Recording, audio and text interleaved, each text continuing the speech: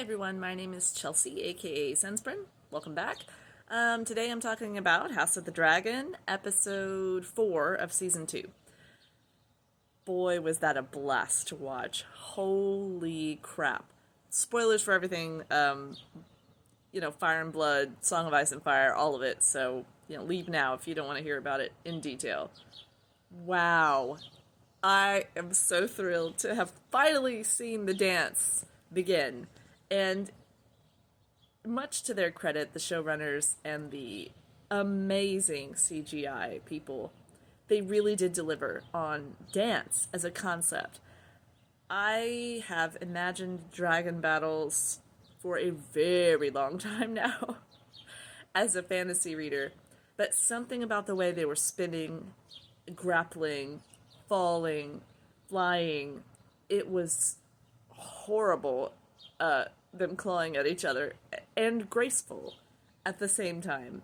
And I fully appreciate that. That was so visually helpful and impactful. I was clutching at my chest every time the one of the dragons clawed at the other one. I was like, oh, so great. Ooh. Bloody, what a bloodbath. Let's talk about the obvious. Besides that, right? I'll get into that more here in a minute. Aemond Targaryen, finally, I've been waiting for him to bring out the claws of his own for a while now, and finally at the small council meeting, he just runs roughshod over Aegon, his brother. And you've been waiting. I've been waiting for it. We've all been waiting for it. And I knew after last episode, if you watched my previous review, that Aemon wasn't going to put up with his brother's shit anymore. Yes, it's just total bullshit. And he's ready to just take over. I mean, Aegon humiliated him in that brothel. And Aemon's like, yeah, I'm done playing nice just because you're my brother. I'm done. So, and just the acting is so good. He so smoothly takes control from Aegon, and he does it in such a way that it implies he could have done this at any time. Any time in the past. He chose not to. He chose to have restraint. But Aemond just flat out takes over, and you can see by the posture of the Maester and the Lannister guy and everyone else at that table that they know who's in charge as soon as Aemon begins to speak. I'm so here for it. The One Eye was one of my favorite characters, in the stories. He's just, what a legend. Oh, and the depth of that characterization, to be such a, perhaps it's hinted that he's such a sensitive person on the inside and just an absolute beast outside. And I mean sensitive not in like love for his family or any of that, but that he didn't get enough love as a child. No, none of Alicent's children did, clearly. But for him to be just such a cold-hearted bastard, just like Uncle Daemon, right? Emulating him. So great. Anyway, I loved every second of that. Daemon meets Alice Rivers and talks to Alice a little bit more. I mean, he met her before, but she's witchcrafting, and he's having all of his very uncomfortable dreams and encounters in Harrenhal. I'm very excited about that because Daemon does not do self-reflection, and it looks like he's being forced to. So that's probably really good for him to have a second to think about.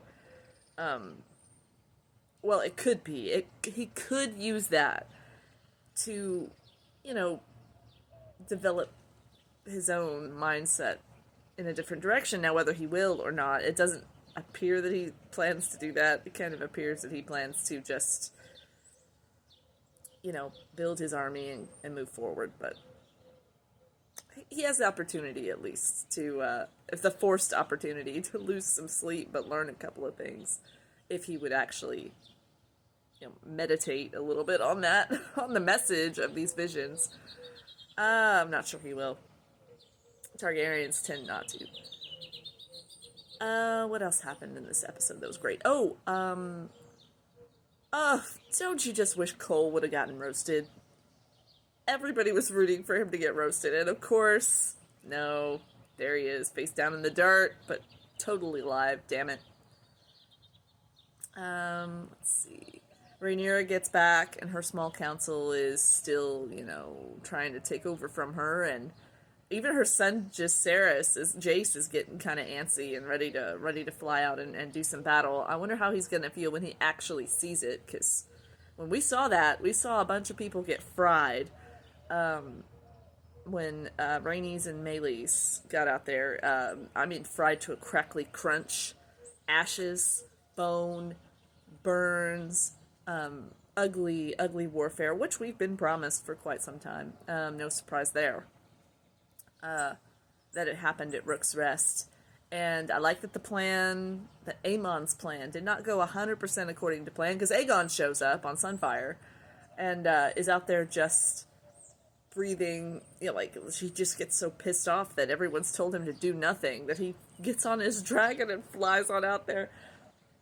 And I know I'm doing this out of order, but let me back up for just a second to Alicent's incredible performance, the woman, Olivia Cook, who plays Alicent. I'm always blown away by her. Everything, from the moon tea to the apparent, abortion, to the, her holding that hot stone against her pelvis while she's talking to Larys.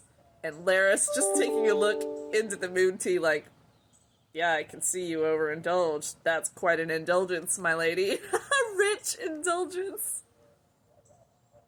Genius. Absolute genius. She's not fooling anybody, but she lies anyway. That's good. Very, very good. And then when she's talking to Aegon, and she's basically, can you imagine telling your son, you're worthless. You're a terrible king. You know it. We know it. We were kind of hoping you would, develop some wisdom and listen to your counselors and just sit there for a while and do nothing. That's what we want you to do, is sit there and do nothing so that we can run everything, because you don't know shit and you don't apparently want to learn anything. Now, that's honesty and it's 100% true, but because he's never gotten any kind of positive reinforcement from this woman in any direction, he just, instead of taking that to heart and saying, okay, I'll do better, he just cracks like an egg, flies his dragon out there, and then his own brother is like, yeah, I don't care if you live or die, and just roasts him. So great. Love it. And I guess they'll explain that more in the next episode, or we'll see Aemon's justification for it. Or his lie, either one. God, that was satisfying. But the one thing, I'll say one critique, I think it was kind of silly for them to use Vhagar for that surprise moment again. We've already had Vhagar surprise Arax, I think, Luke's dragon. You know what I mean? Really, you're going to lose track of the biggest dragon, Vhagar, in the midst of this entire, battle when you're one of the only other things in the sky. I just don't buy that Rhaenys lost track of where Vhagar and Aemond were at, right?